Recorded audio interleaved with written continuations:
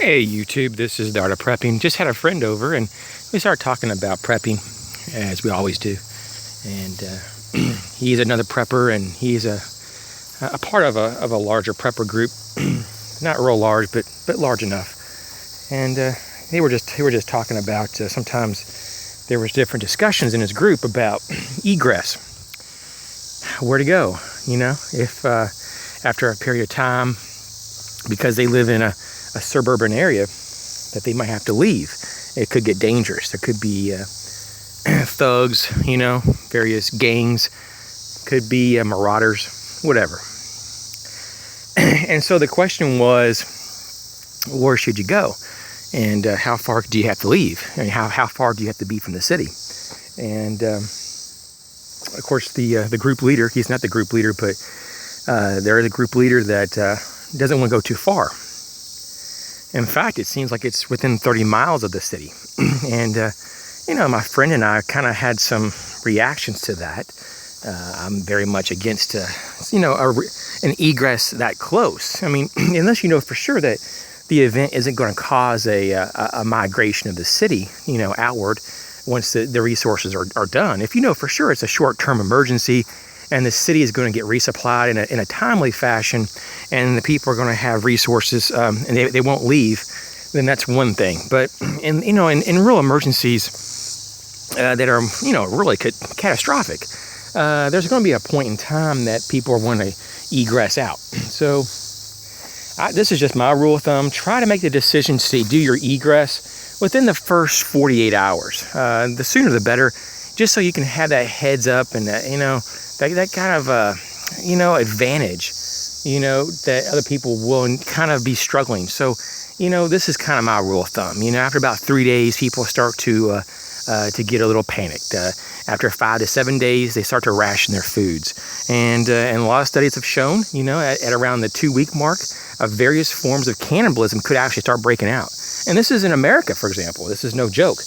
And somewhere between the 2 and 4 week mark, it's all hell break loose. So there won't be any law and order. There'll just be complete chaos if there isn't any kind of, you know, food or water or basic services. So if you can get out, you can get out. Now, but back to the question of how far should you go? Well, let's just say the average human, they typically walk around 3 miles per hour. You know, faster or larger people could walk a little faster, maybe up to 3.5 miles per hour. Let's just round up to 4 miles per hour. Say that you're kind of a speed walker and you can endure that for 12 hours. And most people are not going to be able to carry much more than 3 days of food and water in a pack. You know, and if they can travel for 3 days at 12 hours, so let's just round it up each day to 50 miles a day. Most people really can't do that. But we're just kind of doing the extreme just to see if you could, and if you were really in good shape and you could actually do that. Let's give you 50 miles per day times 3 days, so you have a 50 times 3, which is a 150 mile range. Once again, not really that realistic, but let's just push the limit here. And so maybe this is just kind of my rule of thumb. Your first egress, to me, that you'd be of a more serious bug out location, or even an area just to camp, you know, do car camping or whatnot.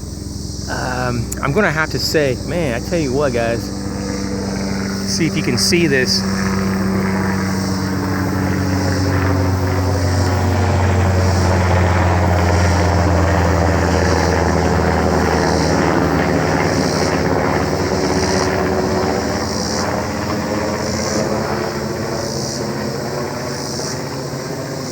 Now, I've been getting reports all day on my YouTube channel from various people of seeing lots of military vehicles, helicopters. I've been seeing those kind of military helicopters and crafts all day long. I've been seeing all kind of military jets, very large cargo planes in the skies where I live. I don't know what's really going on. I'm getting a lot of reports from other friend preppers in other states that there's large convoys armed with actually they're locked and loaded. They're in convoys in different types of formations is what I was looking for, the word, and they actually have the guns mounted on the turrets of the various vehicles, and especially the Hummers, with live ammunition in the gun. Not really that normal, at least not in my area. And some people are saying, well, maybe they're just going to a training location. Typically, they keep the guns in the vehicle and they mount them when they get to their actual exercise or their practice, designated zone. So yeah, I don't know what's going on, guys. Very strange stuff going on in this world, especially in the United States lately. But back to our topic at hand. What's so unique, though, about the question that we're talking about egressing and how far, that at around 3.5 miles per hour is going to be kind of the upper end for walking. So at 4 miles per hour, we stipulated that 4 times 12 hours of walking is around 48 miles. We rounded it up to 50 miles for range and came to a conclusion of a 150-mile range in 3 days, which the average person is going to be pretty much out of supplies or very low, and they're going to probably stop and either try to recoup. They're going to be very tired anyways, and they're going to probably be looking for scavenging for resources, and they may just kind of stay there. Very few would go probably beyond that point, in my opinion. So, like going back to what I was going to say about, and what I'm saying now about your bug out location, your first real, and I don't want to call it long range per se, but it's going to be your more extensive outpost or location, should be probably around 200 miles. So you kind of, you're going to have a little bit of a buffer between all these people, egressing and walking out of the city. And so that's the first. But if you are able, and of course, just depends on how much fuel you have in your vehicle and how far you can get, because you may only get so far yourself. But if you can, you should have one about 400 miles away. And it should be away from other cities too, not just the city you're leaving. You don't want to be around other cities as well. So it needs to be 400 miles away from any other city. This thing that may not be so practical for a lot of people. It may be that you have to drive fairly far out of your state and in directions you may not even want to go to.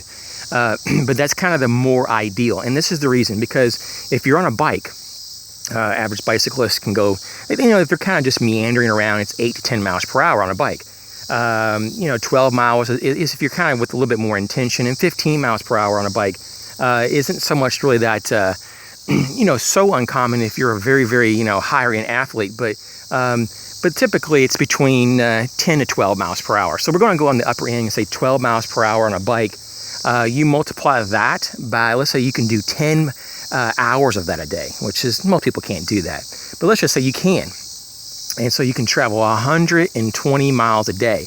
And you can do that for 3 days. Once again, there's a limitation on how much supplies you have, and you have to stop and resupply, or you basically just camp out there for a period of time. Some of them might continue on further, but most of them wouldn't, though, in my opinion. And so you have roughly about a 360-mile range there. And most people could not do 360 miles in 3 days on a bike. But let's just take the upper end. That's why, you come to the conclusion that a 400-mile on the secondary egress location, your bug out location, really is more logical there. So I know this is kind of maybe a little overwhelming to some, but this is just the hard fact reality of what we're looking at here. And I just want to not ever sugarcoat anything in this channel, but the further you can get away in general, it's just better. So that's just the nuts and bolts of it. So even though you may not ever be able to get 400 miles or plus away, even if you can just get 40, 50, 60 miles away, or a good hour's drive, whatever you can, it's going to be better than being closer to a larger population center when it goes down, a grid down, an EMP, whatever it is. Maybe there's a massive toxicity in the water and people got poisoned. Maybe there's all kind of dirty bombs went off, or, we don't even know. And so it's just good to know. And we're talking about egress because something so traumatic happened that a city can't get refueled or resupplied. People are actually running out of real resources, the bare essentials. They're going to be leaving at some point. This really hasn't been seen for a long time. Katrina was kind of an example of this to some degree, but this, I'm talking about this in a major metropolitan area. This could be unbelievable, the exodus coming from the city. And if you're not prepared for this, and if you don't get a little bit of an upper hand and get out a little bit before everybody else decides to leave, you do not want to be caught in this chaos and mayhem that presents itself. All the dangers that are involved with that. So try to get out early, number one. Number two, try to have a good length of distance that's practical for you. I start with at least 200 miles at your location. If that seems to be suitable, then stay there. But if you really have the option, maybe you have enough gas in your vehicle to do 400 miles plus, then do you need to do that? It's definitely not really always feasible to have multiple locations all over the freaking map, all over the country. But you can have at least some areas designated, even if it's just public land. Some park systems might be okay, but just remember, a lot of people think the same. So if you have forest and park centers and, places with picnic tables and these little cabins that you can rent from like the state or federal government, other people are going to be thinking about that too. So don't think that people aren't going to be fighting over those resources and those shelter options and being close to a big lake so you can fish and you can hunt, game. So, this is another thing. People think they're going to have all these resources, when you bug out, and there's no real reason to have all this food stocked up because you can go hunt, fish, or shoot birds, or forage, like we all know how to do that very well. Yeah, you try that for 3 or 4 months and see how long you live.